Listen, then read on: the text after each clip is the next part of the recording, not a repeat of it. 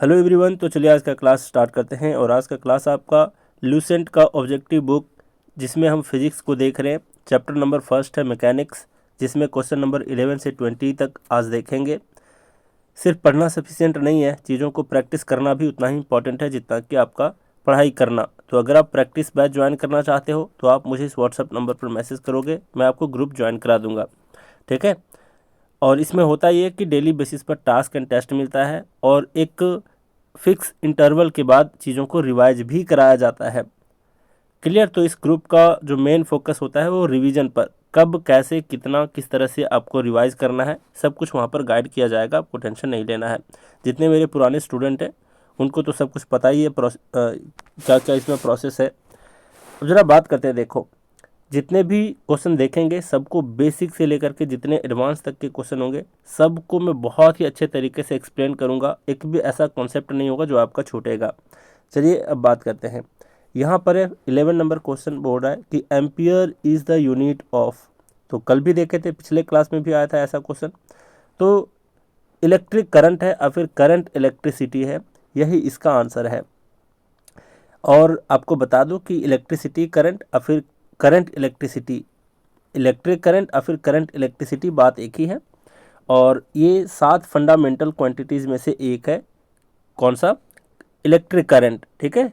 और 7 फंडामेंटल जो यूनिट है उसमें ही आता है आपका एम्पियर। तो एम्पियर किसका यूनिट होता है? आपका इलेक्ट्रिक करंट का होता है।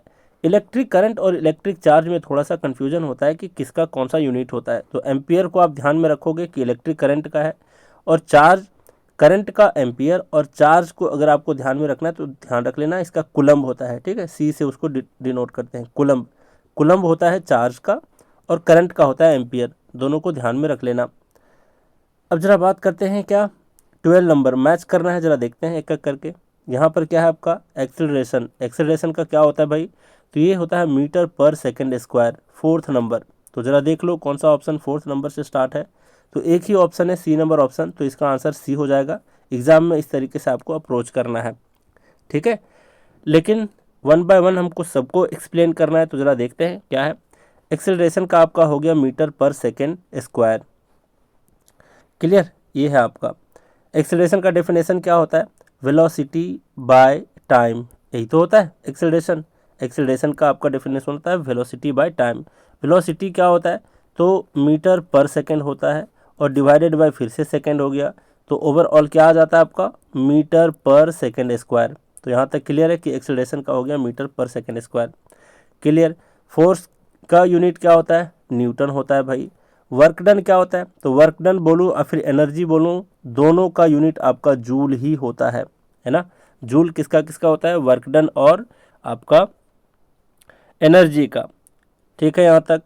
अब ज़रा बात करते हैं। देखो यहाँ पर है इम्पल्स। ये हो सकता है आपके लिए थोड़ा सा नया टर्म हो सकता है, सबके लिए नहीं, कुछ स्टूडेंट को ये नया लग सकता है कि इम्पल्स होता क्या है। तो मैं अभी आपको एक्सप्लेन करूँगा, ज़रा देखना। इसका सबसे पहली बात की होता है न्यूटन सेकेंड, इसका क्या हो गया? न्यूटन सेकेंड इसका यूनिट हो गया। तो इस तरीके से देखें कि सी नंबर ऑप्शन इसका आंसर है। अब ज़रा बात करते हैं इम्पल्स होता क्या है। तो मैं आपको एक एग्जांपल देता हूँ, ज़रा देखो। इम्पल्स का मतलब होता है फोर्स इंटू इम्पल्स को अगर आई से डिनोट करें तो I is equal to force into small time होता है। स्मॉल टाइम कहने का क्या मतलब होता है? अब ज़रा देखो, फोर्स का हो गया न्यूटन और स्मॉल टाइम का हो गया सेकेंड, तो न्यूटन सेकेंड इसका यूनिट आप समझ गए। ये होता क्या है एक्चुअली? स्मॉल टाइम कहने का मतलब होता है कि ऐसा फोर्स जो सडन हो, है ना। सडन कब होता है? जब कोई चीज़ क्षणिक मोमेंट के लिए होता है ना। जैसे कि एग्जांपल ने कि आपको अगर किसी ने चांटा मार दिया हो, किसी ने आपको चांटा मार दिया हो, तो चांटा मारने में कितना वक्त लगता है? बिल्कुल ही कम से कम समय लगता है।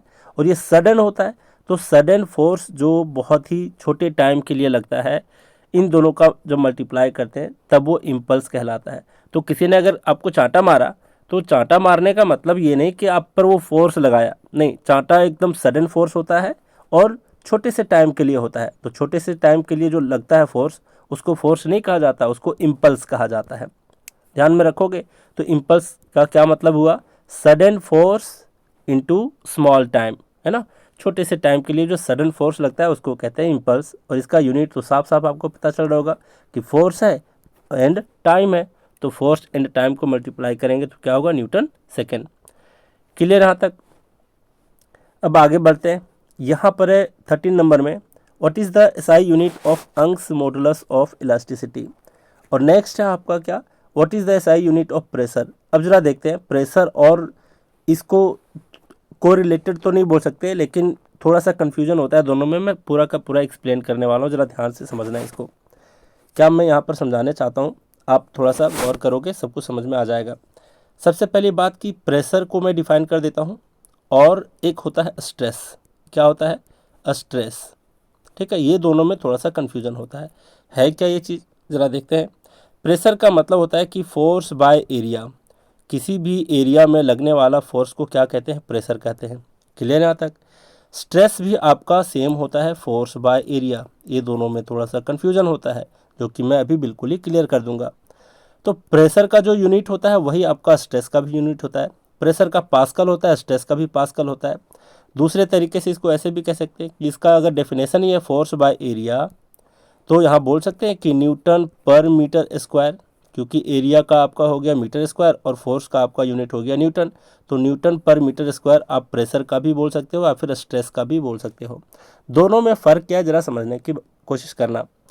यहाँ पर प्रेशर जो है, इसमें जो फोर्स लगता है तो कौन सा फोर्स होता है, मान लिया जाए किसी वस्तु को आप प्रेस कर रहे हो, दबा रहे हो, है ना, तो एक तरह से आप उसके ऊपर फोर्स लगा रहे हो और अपने हाथों से दबा रहे हो। इसका मतलब आप एक्सटर्नल फोर्स डाल रहे हो। जैसे मैं यहाँ पर बता दूँ आपको, मान लिया जाए ये कोई वस्तु है, ठीक है, आप इसके ऊपर क्या कर रहे हो, एक एक्सटर्नल फोर्स लगा रहे हो अपने हाथों से, तो आप बाहरी फोर्स लगा रहे हो, एक्सटर्नल फोर्स। लेकिन न्यूटन का थर्ड लॉ क्या कहता है कि आप अगर किसी को चांटा मारे, इसका मतलब ये नहीं है कि सिर्फ उसको चोट लगी है, नहीं, इक्वल अमाउंट में आपके हाथ पर भी उतना ही प्रेशर पड़ेगा, उतना ही चोट पहुंचेगा। ठीक है, हो सकता है कि किसी का चेहरा सेंसिटिव है, उससे ज़्यादा तकलीफ महसूस हो, आपका हाथ थोड़ा सा हार्ड होता है, तो हो सकता है कि उसमें कम तकलीफ पहुंचे, लेकिन इक्वल अमाउंट में आपको भी उतना ही रिएक्शन फोर्स मिलता है। तो ध्यान से समझना, यहाँ पर किसी वस्तु पर आपने एक बाहरी फोर्स लगाया, यानी कि एक्सटर्नल फोर्स, तो ये भी आपका क्या करेगा, ये वस्तु भी अंदर से आपको उतना ही रिएक्शन फोर्स देगा। क्या देगा, रिएक्शन फोर्स देगा। तो जब हम एक्सटर्नल फोर्स की बात करें तब वहाँ पर प्रेशर होता है, और इस इंटरनल फोर्स को अगर काउंट करें तब वहाँ पर जाकर के स्ट्रेस होता है। तो स्ट्रेस का डेफिनेशन क्या हो गया, इंटरनल फोर्स बाय एरिया। समझ में आई बात, बस इतना ही फ़र्क है। प्रेशर का मतलब है एक्सटर्नल फोर्स बाय एरिया, और स्ट्रेस का मतलब होता है internal force by area. Clear. किसी भी वस्तु पर अगर आप बाहर से फोर्स लगा रहे हो तो इक्वल अमाउंट में न्यूटन के थर्ड लॉ से क्या होगा कि आपको रिएक्ट भी करेगा, है ना, वो वस्तु रिएक्शन भी देगी। तो वही रिएक्शन फोर्स को कहा जाता है इंटरनल फोर्स या फिर इंटरनल रिएक्शन फोर्स। तो ये रिएक्शन फोर्स होता है स्ट्रेस में, और प्रेशर में होता है आपका क्या, एक्सटर्नल फोर्स, और स्ट्रेस में क्या हो गया, इंटरनल रिएक्शन फोर्स। यहाँ तक क्लियर है। तो प्रेशर और स्ट्रेस में कोई कन्फ्यूजन नहीं है, यूनिट दोनों का सेम होता है, डेफिनेशन भी सेम होता है, बस फोर्स को अलग अलग कंसीडर किया जाता है। प्रेशर में एक्सटर्नल फोर्स होता है और स्ट्रेस में आपका इंटरनल फोर्स होता है। अब आप कहोगे सर स्ट्रेस क्यों समझा रहे हो, क्योंकि मुझे यंग्स मॉडुलस ऑफ इलास्टिसिटी को समझाना है। अब जरा बात करते हैं होता क्या है। देखो, अब यहाँ पर इसका पहले आंसर जान लो 14 का। 14 का प्रेशर का क्या होता है, पास्कल, है ना, पास्कल बोलूँ या फिर न्यूटन पर मीटर स्क्वायर बोलूँ, बात एक ही है। एक ये साइंटिस्ट को सम्मानित करते हुए प्रेशर का यूनिट को दे दिया गया है नाम पास्कल, और आपका स्ट्रेस का भी दोनों का सेम ही होता है। अब जरा बात करते हैं, देखो यहाँ पर एक फिजिक्स में आता है term Hooke's law. Hooke's law है, उसको हो सकता है आप टर्म के ऊपर मत जाओ, अभी जब हुक्स लॉ पढ़ाना होगा तब मैं ज़्यादा अच्छे से बताऊंगा, अभी भी अच्छे से बता रहा हूँ। देखो बस, हुक्स लॉ ये कहता है कि स्ट्रेस जो होता है वो डायरेक्टली प्रोपोर्शनल होता है स्ट्रेन का। अब कहोगे सर ये नया टर्म आ गया। देखो, डायरेक्टली प्रोपोर्शनल का साइन ऐसे होता है, stress is directly proportional to strain. ये होता क्या है, स्ट्रेस में समझा दिया, internal reaction force is divided by area. जी हाँ। स्ट्रेन क्या होता है, स्ट्रेन जो होता है ये होता है आपका चेंज इन लेंथ या फिर dimension is divided by original length, है ना। ये डेल्टा का सिंबल दिया जाता है किस लिए पता है, डेल्टा का सिंबल दिया जाता है चेंजिंग के लिए या फिर स्मॉल के लिए, दोनों के लिए इस्तेमाल होता है। तो change in length is divided by original length, या फिर बोल सकते हो change in dimension is divided by original length, है ना। अब इसी को स्ट्रेन कहा जाता है। मान लिया जाए किसी तार को आप खींच रहे हो, कोई इलास्टिक तार है ना, इलास्टिक तार, इलास्टिसिटी है ना यहाँ पे टर्म, तो कोई इलास्टिक तार है यहाँ पर, इसको खींच रहे हो। अब इसको खींचे अगर प्रेशर लगा करके तो हो सकता है इसका लेंथ इतना सा बढ़ जाए। तो ये जो आपका चेंजिंग हुआ है यहाँ देख रहे हो, ये जो चेंज हुआ है इसी को ऊपर लेना है, और जो पहले ओरिजिनल लेंथ था इतना, इसको यहाँ पर लेना है नीचे में डिनोमिनेटर में, तो इसी को कहा जाता है स्ट्रेन। तो हुक्स लॉ ये कहता है कि stress is directly proportional to strain, ये हुक्स लॉ कहता है। अब किसी भी प्रोपोर्शनैलिटी साइन को अगर हम हटाते हैं तो इक्वल का साइन देते हैं और वहाँ पर एक कांस्टेंट आ जाता है। स्ट्रेस का जो आपका सिंबल होता है वो सिग्मा से डिनोट किया जाता है, ये वाला सिग्मा, ठीक है, ये सिग्मा होता है। और स्ट्रेन जो होता है, स्ट्रेन को एप्सिलॉन से आपको डिनोट किया जाता है, पूरा ई नहीं होता, ये अलग टाइप का होता है इस तरीके से, ठीक, ये एप्सिलॉन कहलाता है। अब प्रोपोर्शनैलिटी साइन जब भी हटता है तो वहाँ पर एक कांस्टेंट आता है, और कांस्टेंट आता है आपका कैपिटल ई, और इसी ई को कहा जाता है क्या, इसी ई को कहा जाता है Young's modulus of elasticity. Clear है, यंग्स मॉडुलस ऑफ इलास्टिसिटी है आपका ये। तो यहाँ तक बात क्लियर है। अब जरा समझने की कोशिश करो, ये वाला टर्म आप तो समझ गए कि stress is directly proportional to strain होता है। स्ट्रेस को सिग्मा से डिनोट करते हैं और आपका स्ट्रेन को एप्सिलॉन से डिनोट करते हैं। जब प्रोपोर्शनैलिटी साइन हटता है तो वहाँ पर इक्वल आता है और उसके बदले एक कांस्टेंट आता है, और इसी कांस्टेंट ई को ही कहा जाता है क्या, यंग्स मॉडुलस ऑफ इलास्टिसिटी। अब फिर से देखते हैं, अभी मैंने क्या बताया कि stress is directly proportional to strain, और जब प्रोपोर्शनैलिटी का साइन हटता है तो वहाँ पर ई आता है और ये स्ट्रेन हो जाता है।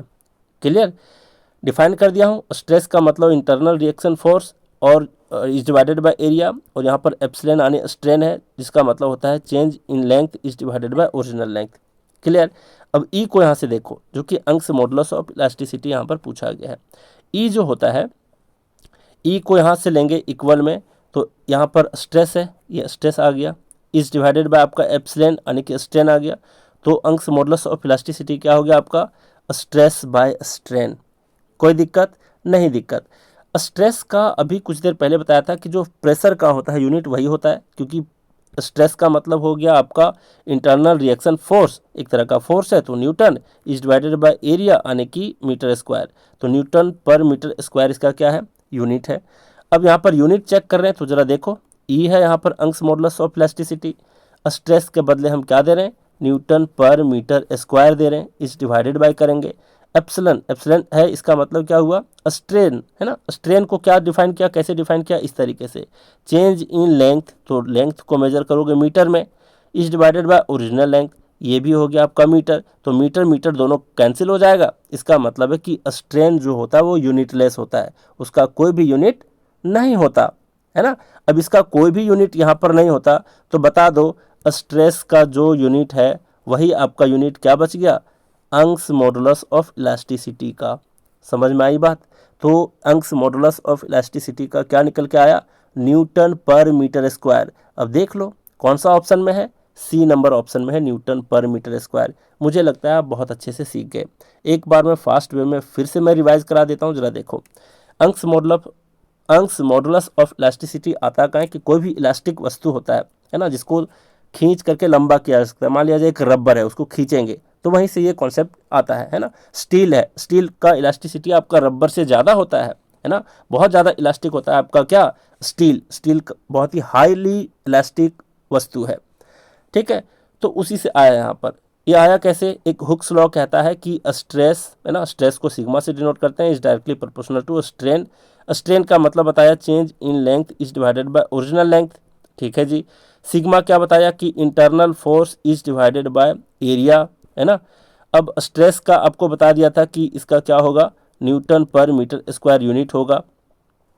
इसका यूनिट क्या हो गया, एप्सिलॉन का यानी कि स्ट्रेन का, metre is divided by metre यानी कि इसका ये यूनिटलेस हो गया आपका, है ना, ये आपका यूनिटलेस हो गया। जी हाँ। अब ये प्रोपोर्शनैलिटी साइन हटता है यहाँ से, तो यहाँ पर क्या आता है, stress is equal to E is divide E into strain, ठीक है। अब यही है आपका अंश मॉडुलस ऑफ इलास्टिसिटी, यही वाला कांस्टेंट जो ई होता है इसी को बोलते हैं अंश मॉडुलस ऑफ इलास्टिसिटी। अंश मॉडुलस ऑफ इलास्टिसिटी को ऐसे लिख सकते हैं कि नहीं लिख सकते? बिल्कुल लिख सकते हैं भाई, है ना। Sigma is divided by epsilon, यानी कि स्ट्रेस बाय स्ट्रेन। तो स्ट्रेस जो होता है इसका यूनिट क्या बताया? न्यूटन पर मीटर स्क्वायर, ठीक है, ऐसे लिखा।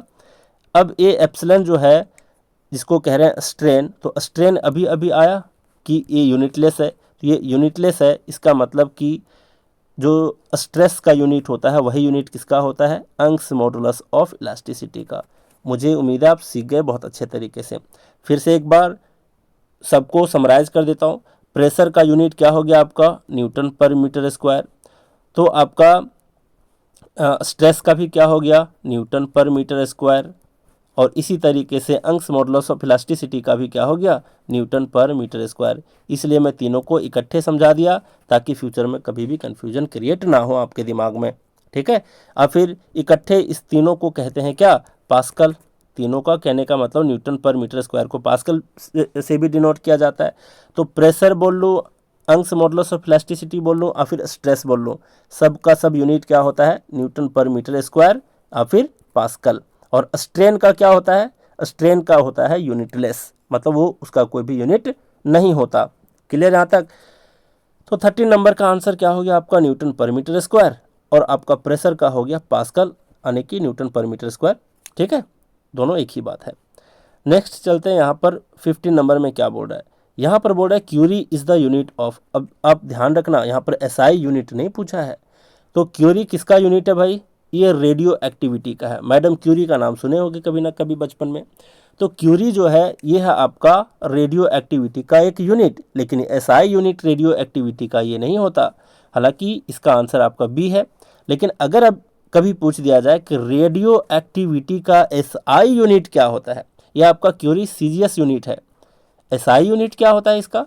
तो बैकेरल होता है, जिसको शॉर्ट फॉर्म में बी एंड क्यू लिखा जाता है। बैकेरल का स्पेलिंग आप लोग ध्यान रख पाओगे तो अच्छी बात है, देख लो बैकेरल, ठीक है, ये इसका स्पेलिंग होता है। तो हेनरी बैकेरल एक साइंटिस्ट थे, उनके नाम पर रेडियो एक्टिविटी का एसआई यूनिट तय किया गया, बताया गया। समझ गए यहाँ तक? तो रेडियो एक्टिविटी का एसआई यूनिट अगर आपको पूछ दे तो बैकेरल पे टिक लगाना। और क्यूरी आपका एसआई यूनिट नहीं होता, सिंपली एक तरह का यूनिट होता है। क्लियर है? मतलब कि सीजीएस यूनिट है। और मान लिया जाए कि रेडियो एक्टिविटी का यूनिट पूछ दिया जाए, ना उसमें एसआई मेंशन हो ना और कुछ, और आपका क्यूरी भी ऑप्शन में हो और बैकेरल भी हो, किस पर टिक लगाओगे? ऑब्वियस सी बात है बैकेरल पे टिक लगाओगे, क्योंकि एसआई यूनिट इसका यही होता है। चलिए यहाँ तक क्लियर है, बी नंबर आंसर है। नेक्स्ट है decibel is the unit of. तो ये इंटेंसिटी ऑफ साउंड है, ये एक तरह का फैक्चुअल क्वेश्चन है, तो इसको आप अपने जहन में रखो, अपने दिमाग में रखो कि डेसिबल जो है ये किसका यूनिट होता है? Intensity of sound. B number option correct है। नेक्स्ट आपका in the relation alpha is equal to beta into time plus lambda, है ना।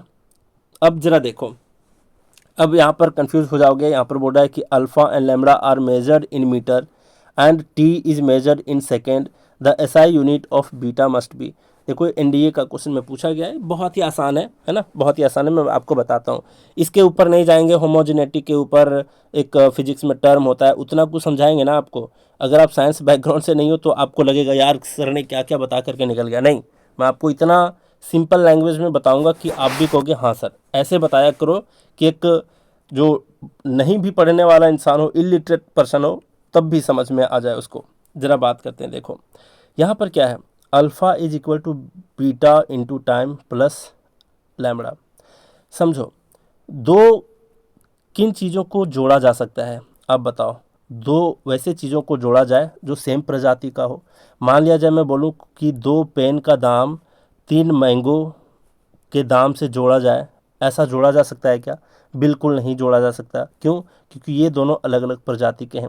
2 पेन और 3 मैंगो को जोड़ करके पूछें कि कितना है आपके पास पेन और फिर मैंगो, ऐसा जोड़ा जाता है क्या? नहीं, दोनों सेम प्रजाति के होने चाहिए, ठीक है, तभी दोनों आपस में जुड़ता है ना। 2 पेन और 3 पेन को जोड़ा जा सकता है तो सेम प्रजाति में होना चाहिए। इतना तो आप बेसिक सी बात समझते होगे। अब जरा समझो, सेम प्रजाति कहने का मतलब है कि ये इन दोनों का यूनिट सेम हो तभी आपस में जोड़ा जा सकता है। क्लियर? इन दोनों का यूनिट सेम होगा तभी जोड़ा गया होगा, और सेम यूनिट को अगर जोड़ा गया है तो इसका आंसर भी सेम यूनिट होगा। इतना तो आप बात समझ रहे होगे, है ना। मान लिया जाए ये मीटर में है तो ये भी मीटर में होगा और इसका आंसर भी फलस्वरूप मीटर ही होगा। गणित का ये बेसिक सा रूल है जो आप समझ गए। 2 pen plus 4 pen is equal to 6 pen, तो पेन ही आएगा आंसर में, समझ रहे हो। इसी तरीके से दो सेम यूनिट को ही जोड़ा जा सकता है और फलस्वरूप इसका जो परिणाम निकलेगा, इसका जो आउटकम निकलेगा वो भी आपका सेम यूनिट में ही होगा। जैसे मीटर मीटर को जोड़ेंगे तो मीटर ही होगा, सेकंड सेकंड को जोड़ेंगे तो परिणाम में सेकंड ही आएगा। क्लियर है यहाँ तक। तो वही कॉन्सेप्ट यहाँ पर लगा देना है। देखो कैसे लगाएंगे। अब यहाँ पर बोल रहा है कि SI unit of beta must B, beta का यूनिट क्या होना चाहिए, तो हम इसको उठा लेते हैं, है ना। तो beta into time is equal to alpha होगा कि नहीं। मैं यूनिट की बात कर रहा हूँ, मैं ये पूरा इक्वेशन की बात नहीं कर रहा हूँ, यूनिट की। जो इसका यूनिट होगा वही तो अल्फा का यूनिट होगा, अभी तो समझाया, है ना। अब फिर जो लैम्बडा का यूनिट होगा वही आपका अल्फा का यूनिट होगा। ये तो क्लियर है यहाँ तक। जी हाँ, बिल्कुल क्लियर है। फिर से समझो, दो समान चीज़ों को ही जोड़ा जा सकता है। समान चीज़ों को जोड़ेंगे, 2 pen plus 4 pen is equal to 6 pen ही होगा, यानी कि पेन ही इसका आंसर होगा। इसी तरीके से मीटर मीटर को ही जोड़ा जा सकता है, फलस्वरूप मीटर ही होगा। तो इसका भी मीटर होगा, इसका भी मीटर होगा, इसका भी मीटर होगा। अब यहाँ पर बात क्या है जरा समझो। यहाँ पर क्या है कि अभी मैं यहाँ पर बोल सकता हूँ कि जो बीटा इंटू टाइम का होगा यूनिट वही अल्फ़ा का यूनिट होगा। जी हाँ सर, यही तो अभी आप बता रहे थे। चलिए, अब बीटा का ऐसा यूनिट पूछा है। अब ज़रा बता दो टी को किस में मेजर किया है, तो बोल रहा है कि T is measure in second. तो बीटा को हम इक्वल करके अल्फ़ा बाई टी लिख सकते हैं, क्योंकि इधर मल्टीप्लाई में है, इधर डिवीजन में हो जाएगा। जी हाँ। अब बताओ अल्फ़ा को किस में मेजर किया गया है, alpha and lambda are measure in metre. तो लैम्बडा यहाँ पर नहीं लेंगे क्योंकि सिर्फ हमें अल्फ़ा से काम है। तो अल्फ़ा मीटर में मेजर किया गया है और टाइम को मेजर किया गया है सेकंड में। तो बता दो सेकंड हो गया। अब बता दो बीटा का ऐसा यूनिट क्या आ गया, मीटर पर सेकंड आ गया। तो मीटर पर सेकंड ही इसका क्या है, आंसर है, यानी कि डी नंबर ऑप्शन करेक्ट है। समझ गए बात, बिल्कुल ही, कोई इसमें भारी भरकम सा सवाल ही नहीं है। अब जरा बात करते हैं यहाँ पर, what is the SI unit of electric charge. तो अभी बताया था इलेक्ट्रिक करंट अगर है तो करंट को एम्पियर में और चार्ज को कूलम में। तो बी नंबर ऑप्शन इसका करेक्ट है, ध्यान रखोगे। नेक्स्ट क्या है यहाँ पर, यहाँ बोला 1 एस्ट्रोनॉमिकल यूनिट, इसको शॉर्ट में बोला जाता है AU, है ना। इस यूनिट को बोला जाता है शॉर्ट में AU, एस्ट्रोनॉमिकल यूनिट। अब ये एस्ट्रोनॉमिकल यूनिट है क्या, जरा समझो। इसका डेफिनेशन पूछा है कि 1 astronomical unit is the average distance between, किसके किसके बीच है, तो earth and sun, earth and सन के बीच का जो एवरेज डिस्टेंस होता है यही कहलाता है आपका 1 एस्ट्रोनॉमिकल यूनिट। तो ये नंबर ऑप्शन इसका करेक्ट है। फैक्चुअल क्वेश्चन है, इसको ध्यान में रखोगे। काफ़ी ज़्यादा कन्फ्यूजन होता है, अर्थ एंड मून है, देखो प्लूटो एंड सन है, जुपिटर एंड सन है। तो ध्यान रखना, कई बार अर्थ एंड मून दे देगा, कई बार मून टू सन दे देगा ऑप्शन में। तो ध्यान रखना, अर्थ से सन के बीच के डिस्टेंस को कहा जाता है एस्ट्रोनॉमिकल यूनिट, ठीक है। ए नंबर ऑप्शन इसका करेक्ट आंसर है। नेक्स्ट है यहाँ पर इंटरनल फोर्सेस। तो इंटरनल फोर्सेस में अभी अभी आपको बताया था, फिर भी इसके पीछे का कॉन्सेप्ट मैं बताऊंगा। इंटरनल फोर्स का क्या मतलब होता है। इंटरनल फोर्स का मतलब होता है, मान लिया जाए आप, अभी आपको समझाया था प्रेशर और स्ट्रेस में, एक्सटर्नल फोर्स लगाए, किसी वस्तु पर एक्सटर्नल फोर्स लगाए, वो भी आपको इधर से रिएक्शन फोर्स देगा। तो ये इंटरनल रिएक्शन फोर्स कहलाया ये वाला, है ना। इतना दूर तक क्लियर है। लेकिन यहाँ पर क्या है, इंटरनल फोर्स, मान लो किसी भी वस्तु, कोई भी वस्तु, मान लो ये कोई वस्तु है, इसके ऊपर कोई भी एक्सटर्नल फोर्स नहीं लगाया गया है, तब भी तो इसके अंदर में इंटरनल फोर्सेस हैं, है ना। जितने सारे यहाँ पर एटम हैं चाहे मॉलिक्यूल हैं, सब एक दूसरे को, कोई इधर इसको धकेल रहा है, कोई इधर इसको धकेल रहा है ना। तो इस तरीके से ये क्या है, पूरे के पूरे सारे के सारे जो धकेलने वाले फोर्स हैं, या फिर अट्रैक्शन फोर्स है, या फिर रिपल्सिव फोर्स है, आपस में वो सब बैलेंस्ड हैं, तभी ये वस्तु जो है ये एक जगह पड़ा हुआ है ना। अब अगर इसमें बैलेंस्ड ना हो तो देखना कि कई बार ये अपने आप मुड़ जाता है ना। तो कहने का मतलब है कि कोई भी इंटरनल फोर्सेस जो होते हैं किसी भी वस्तु के अंदर, कोई भी इंटरनल फोर्स जो होता है सब कोई वो इकट्ठे मिला करके हमेशा बैलेंस्ड होता है। समझ रहे हो बात को। आर ऑलवेज इक्वल नहीं, सारे फोर्स इक्वल नहीं हो सकते। मे और मे नॉट बी बैलेंस्ड, नहीं जी, ये हमेशा ही बैलेंस होते हैं, इसको ध्यान में रखना। ठीक है, तो यहाँ पर बोल रहा है इंटरनल फोर्स जो होते हैं हमेशा बैलेंस्ड होता है, इसलिए कोई भी वस्तु जो है उसमें किसी भी तरीके का आपको डिफेक्ट नहीं मिलेगा, है ना। तो इंटरनल फोर्सेस क्या होते हैं, आपस में हमेशा बैलेंस्ड होते हैं। क्लियर, तो ए नंबर ऑप्शन इसका करेक्ट है। समझ रहे हो बात को, मैं क्या समझाना चाह रहा था यहाँ पर, कि कोई भी वस्तु है इसके जो भी इंटरनल फोर्स हैं, मतलब कोई भी मान लो ये सारे एटम्स हैं, जितना मान लो ये इधर इसको पुश कर रहा है, ये इधर इसको पुश कर रहा है, तो जितने सारे पुशिंग पुलिंग वाले फोर्स हैं आपस में क्या होते हैं, बैलेंस्ड होते हैं, तभी कोई वस्तु जाके स्थिर होता है। ठीक है, तो यहाँ पर हो गया कि internal forces are always balanced.